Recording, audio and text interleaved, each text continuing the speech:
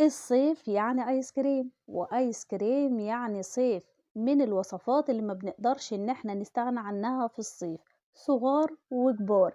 بس على مين؟ إحنا بقى جايين نعمله مع بعض بوصفة اقتصادية وعلى قد الإيد، وهنعمله بمكونات سهلة جدا.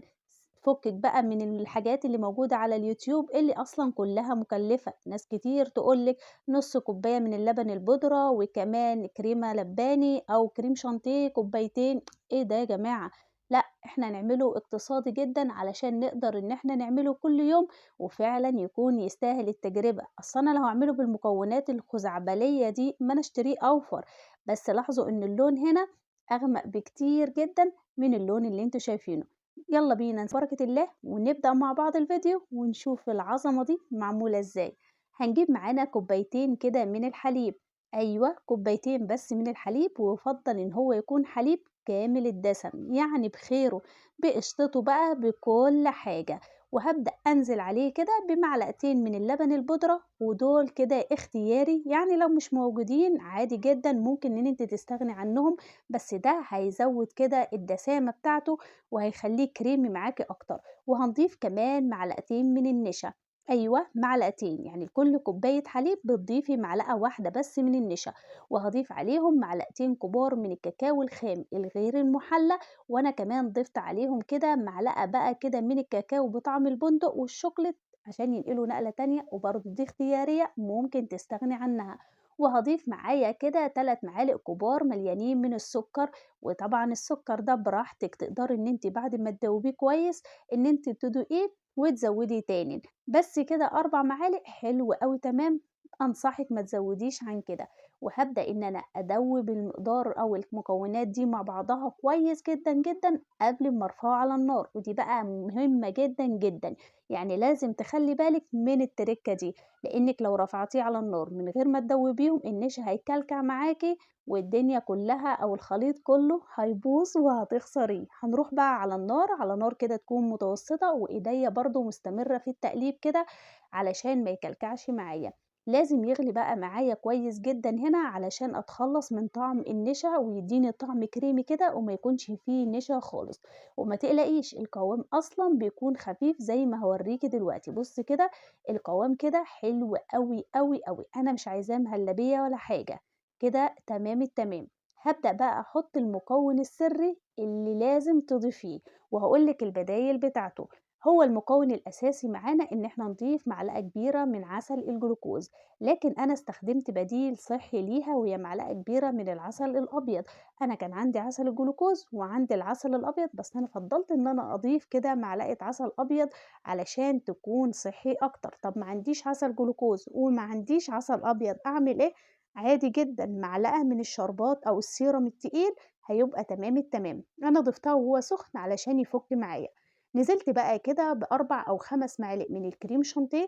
بُصّي معاكِ من 4 ل6 ما فيش مشكلة خالص، ما قُلتش كوباية ولا قُلت كوبايتين، إحنا بنعمل حاجة اقتصادية.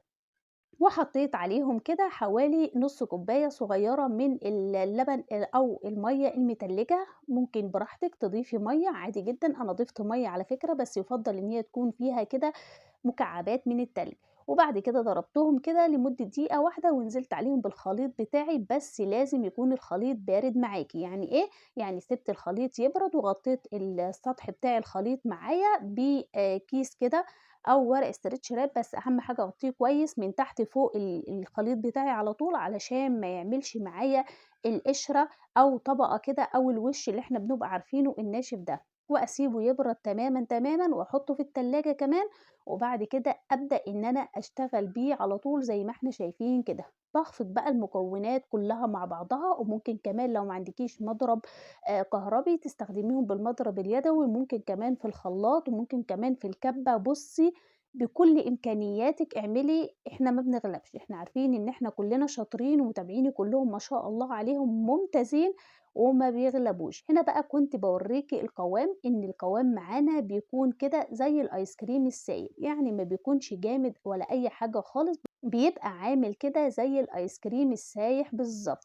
بُصّوا بقى هنا لقيت الريحة حلوة فقُلت أدوق. الله! بُصّوا عايزة أقول لكم إن الطعم كان يا جماعة خيال الخيال، نسيت أقول لكم نقطة إن الكريم شانتيه اللي أنا كنت مستخدماه للأسف طلع مُحلّى، والله مع إن أنا ما باحبش أجيب المُحلّى خالص، أنا باجيب كريم شانتيه خام اللي هو السادة مش مُحلّى ولا عليه أي إضافات، بس للأسف هاعمل إيه، اللي لقيته أو اللي ابني راح جابه واتضحك عليه. هنا بقى الحمد لله ربنا كرمني وجبت العلبة الصغننة اللي أنتم شايفينها دي، لفيت عليهم كتير جدًا يا جماعة، كنت عايزة أجيب بصراحة السيليكون وأنصحِك إن أنتِ تجيبي السيليكون، بس للأسف أنا ما لقيتهاش، فلقيت دي قُلت الحمد لله ما صدّقت مع إنها مش عاجباني وهي ما لهاش غطا، لكن السيليكون بيكون جاي معاها غطا كده، فأنصحِك إن أنتِ تجيبوا السيليكون، أنا هادوّر عليها وهاضطر إن أنا أجيبها.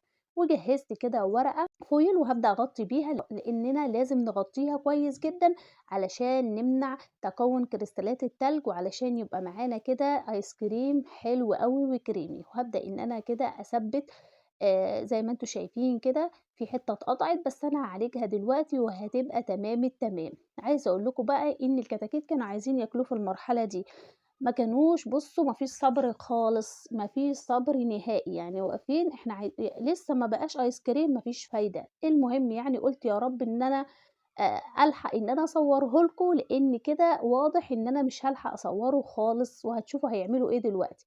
وحطيت الكمية الباقية شايفين في علبة أهو ما شاء الله كمية محترمة، وهادخّله عندي الفريزر كده وهاسيبه، بس برضه لازم أغطّي العلبة كويس زي ما إحنا شايفين كده. هنسيبهم بقى كده 3 ساعات أو أكتر حسب ما تقدري. يعني بُصّوا أنا عايزة أقول لكم إن الفريزر اتفتح عليهم مليون مرّة.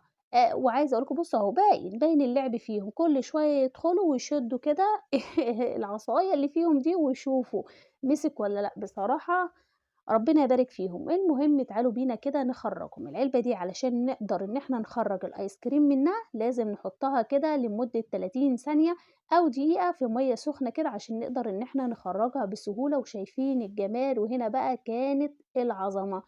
حلو جدًا، على فكرة لونه أغمق من كده كتير، الإضاءة عندي هي اللي مفتحة اللون، وخطير يا جماعة، قسمًا بالله خطير. أنا بقى هنا وأنا باصور معاكم لاحظوا بُصّوا كده العلبة دي هتتسحب دلوقتي وهيتاخد اللي فيها، كنت ناوية أعمل لهم كده صوص شوكليت وأحطهم فيه بس مين، ما استنوش، أنا يا دوب صورت معاكم كده لقيت ما شاء الله بألف هنا اتاكلوا من ورايا، وأنا كمان بقى كمّلت على دي، يعني لو سِبتها ما كنتش هادوقه أصلًا، لقيته بجد لأ، ليهم حق ما يصبروش، مش محتاج أي حاجة، تحفة وما فيش أي كريستالات تلج نهائيًا، شايفين العظمة؟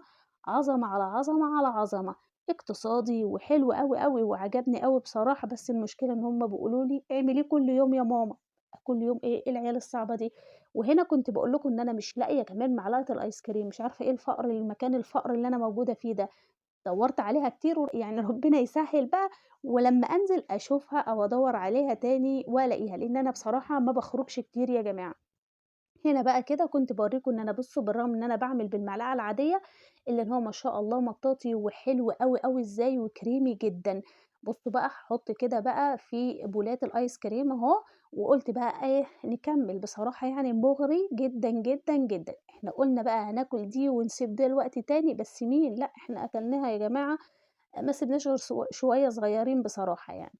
وهنا بقى بُصّوا أنا عملت معاكم كده وقعدت آكل بجد خطير، خطير، يعني أنا هنا كنت باكل ما بادوقش، بُصّوا شغّالة ما شاء الله من حلاوته ومن طعامته حلو أوي، أوي، أوي، أوي، لأ لازم تجرّبوه. هنا كنت باورّيكم إزاي إن هو ما فيش ولا كريستالية تلج واحدة، كان حاجة كده وهم الوهم، حلو أوي، ما يغركوش بقى إن هو مش معمول كورات وكده علشان المعلقة مش موجودة معايا، بس مش مهم الكورات ولا حاجة، المهم الطعم، الطعم في حتة تانية، والمهم كمان والأهم إن هو اقتصادي جدًا وعلى قد الإيد، أنصحكم إن أنتم تجربوه بجد حاجة خطيرة، على الأقل أنتِ عارفة أنتِ بتأكلي ولادِك إيه، ما فيش أي ألوان صناعية ولا في أي شوكليت ولا في أي حاجة، واقتصادي جدًا وحلو جدًا، جدًا، جدًا، وأنصحِك إن أنتِ تعمليه والولاد ما يشوفكيش وأنتِ بتعمليه، لإنه لو شافوكِ مش هيسيبوه. ربنا يبارك في أولادكم جميعًا ويحفظكم، هتعتمديها، واللي ما شافش وصفاتي بتاعة الآيس كريم اللي أنا منزّلاها قبل كده هتلاقوها في صندوق الوصف،